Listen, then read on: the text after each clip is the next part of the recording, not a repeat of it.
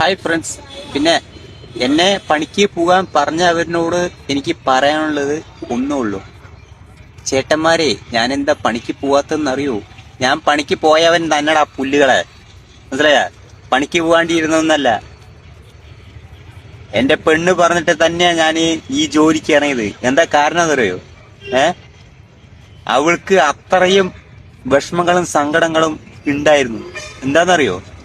അതും ഞാൻ പറയാ. ഈ വീഡിയോ തട്ടിമാറ്റി കളയരുത്. മനസ്സിലായില്ലേ?